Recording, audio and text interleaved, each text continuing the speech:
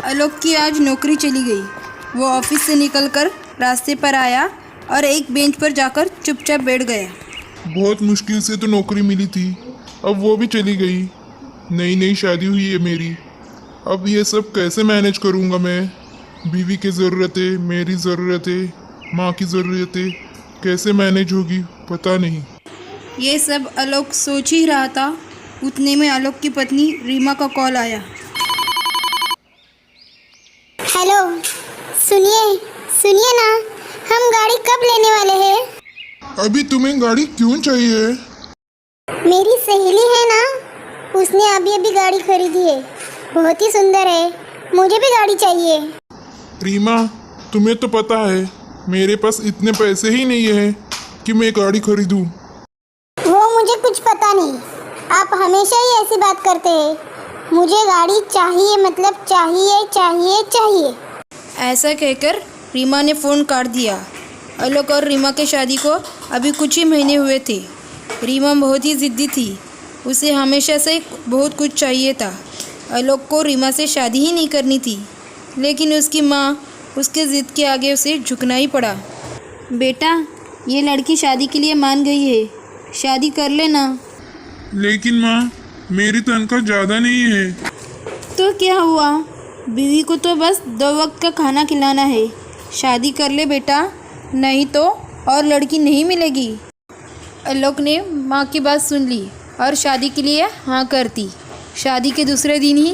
क्यों जी, आपने मुझे सुहागरात के दिन कोई भी गिफ्ट नहीं दिया? वो मेरी सहेली है ना, उसके पति ने तो उसे सोने का हार गिफ्ट में दिया था। मुझे भी चाहिए सोने का हार। नहीं रीमा, नहीं, ऐसी कोई बात नहीं है। वो शादी में ना इतना खर्चा हुआ ना, इसीलिए मैं तुम्हें गिफ्ट नहीं दे पाया।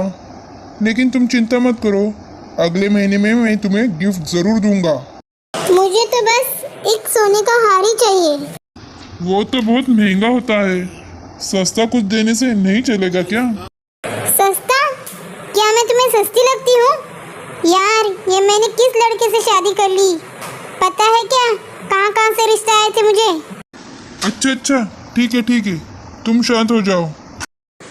अगले महीने आलोक अपने सैलरी में से रीमा के लिए एक सोने की रिंग खरीद कर लाया, लेकिन उससे भी रीमा खुश नहीं हुई। रीमा को बहुत कुछ चाहिए था। उसकी सहेलियाँ हर महीने में कुछ न कुछ खरीदती रहती थी और वो देखकर रीमा भी आलोक के सामने ज़िद पकड़कर बैठ जाती थी। रीमा की ज़रूरतें पूरी करने के लिए आलोक ने बैंक से लोन तक ले लिया था, लेकिन अब तो आलोक की नौकरी ही चली गई और इधर रीमा गाड़ी के लिए ज़िद पकड़कर बैठ गई। आलोक घर पहुंचता है तो रीमा के साथ उसका झगड़ा शुरू हो जाता है। तुम गाड़ी नहीं खरीदोगे तो मैं तुम्हें छोड़कर मैके ही चली जाऊंगी। रीमा, समझने की कोशिश तो करो। मेरी नौकरी चली गई है, अभी मेरे पास घर चलाने तक के पैसे भी नहीं है। तो मैं क्या करूं? मुझसे शादी क्यों की थी? घर चलाने का दम नहीं है, लेकिन शादी ज़रूर करना है। तभी वहाँ पर रीमा की सास विमला आई और रीमा को समझाने की कोशिश करने लगी। बहू, जिद करना अच्छी बात नहीं है, मेरा बेटा तो कोशिश कर रहा है ना। आप मत बीच में आइए, मैं कुछ नहीं जानती और ना ही कुछ सुनना चाहती हूँ। मुझे गाड़ी चाहिए, मतलब चाहिए। मुझे अपनी सहेलियों को बताना है कि मेरे पास भी गाड़ी है। आलोक बेटा, ये ले, ये बहू को खिला देना। सुबह से उसने कुछ नहीं खाया, थोड़ा खाना खाएगी तो दिमाग ठंडा होगा उसका। माँ, वो ये खाना नहीं खाएगी, आपको तो पता है ना उसकी जिद।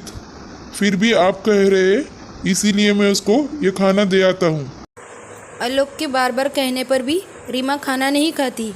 वो उसकी ज़िद छोड़ना ही नहीं चाहती थी। रात में जब उसके सहेली का उसे वीडियो कॉल आता है। कुछ खास बात है क्या? इतने रात में फ़ोन किया रहा था तुमने? खासी बात है रीमा, ये देखना, हमने भी नई गाड़ी ले ली है। अब तू बता, तू कब ले रही है नई गाड़ी? मैं भी इसी महीने गाड़ी लेने वाली हूँ।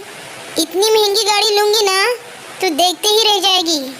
आलोक चुप चुप कर ये सब देखता है और मन ही मन में सोचता है, मैंने माँ को कहा था मुझे शादी नहीं करनी, लेकिन माँ ने ज़बरदस्ती मेरी शादी कराई।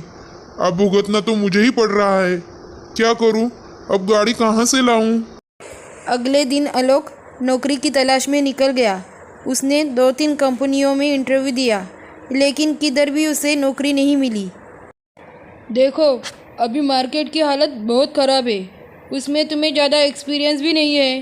तुम्हें कैसे नौकरी पर रख लूँ? लेकिन तुम्हें ये नौकरी चाहिए क्यों? सर, मेरी पिछली नौकरी चली गई है, इसीलिए। अच्छा, समझ गया। लेकिन मेरे ऑफिस में अभी कोई जगह खाली नहीं है। सर, मैं कुछ भी काम करने के लिए तैयार हूँ। तुम्हें गाड़ी चलाना आता है?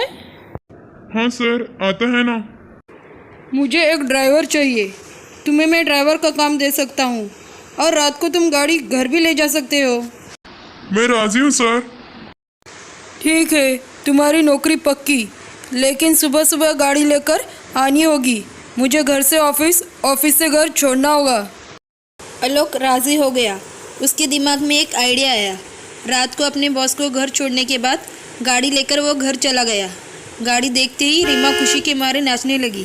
अरे वाह, कितनी बड़ी गाड़ी है, कितनी सुंदर है ये। हाँ रीमा, तुम कब से गाड़ी खरीदना चाहती थी ना, इसीलिए आज गाड़ी खरीद कर लाया। हमारी पहली गाड़ी बहुत ही सुंदर है। बेटा, तुझे नई नौकरी मिल गई है क्या?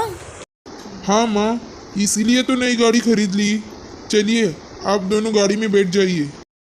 माँ और बीवी को गाड़ी में बिठाकर आलोक शहर में गाड़ी घुमाने लगा। रीमा अपनी सहेलियों को गाड़ी दिखाने लगी। ये देख, कितनी बड़ी गाड़ी है, कितनी सुंदर है और बहुत महंगी भी है। रीमा को खुश देखकर आलोक भी खुश हुआ, लेकिन आलोक को नहीं पता था कि उसका झूठ एक दिन पकड़ा जाएगा। कुछ दिनों तक घर में शांति बरकरार रही। रीमा को उसके सहेलियों ने एक दिन कॉल किया। रीमा, आज हम शॉपिंग करने जा रहे हैं, तू भी चलना हमारे साथ।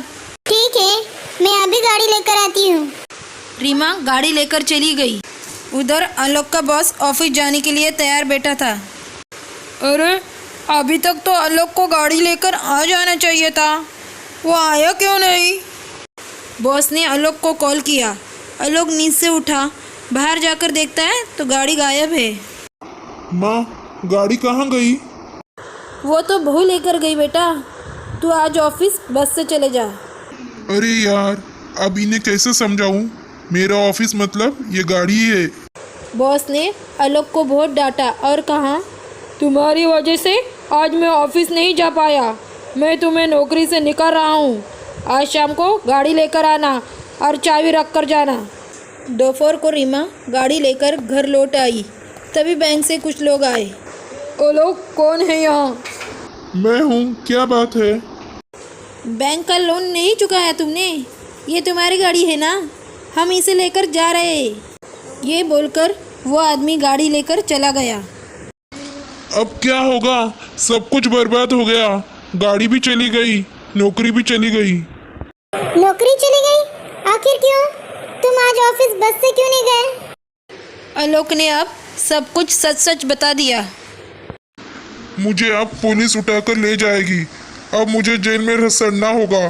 सब कुछ तुम्हारे वजह से, तुम्हारे लालच की वजह से आज मेरा सब कुछ बर्बाद हो गया। पुलिस का नाम सुनते ही रीमा घबरा गई। माफ कीजिए मुझे, सहेलियों के चक्कर में मैंने आपको बहुत परेशान किया। बहू, तुम इस घर की बहू हो। बहुओं का काम होता है घर को सुरक्षित रखना, लेकिन आज तुम्हारी वजह से सब कुछ बिगड़ गया। रीमा को अपनी गलती समझ आ गई। उसने अपने सारे जेवर बेच डाले और बैंक में जाकर गाड़ी छुड़ा ली। आलोक बॉस के घर गाड़ी लौटाने गया तो रीमा भी उसके साथ गई। उसने बॉस से माफ़ी मांगी। रीमा को रोते हुए देखकर बॉस ने आलोक को नौकरी से नहीं निकाला। बॉस ने कहा, बहू, जिद और लालच करने से सब कुछ बर्बाद होता है। मन लगाकर काम करो, एक ना एक दिन तुम्हारे घर में भी गाड़ी ज़रूर आएगी। आलोक के साथ साथ रीमा भी नौकरी करने लगी और कुछ ही दिनों में उन्होंने अपनी एक नई गाड़ी खरीदी। बच्चों, अगर कहानी अच्छी लगी हो तो प्लीज़ लाइक और सब्सक्राइब ज़रूर कीजिएगा।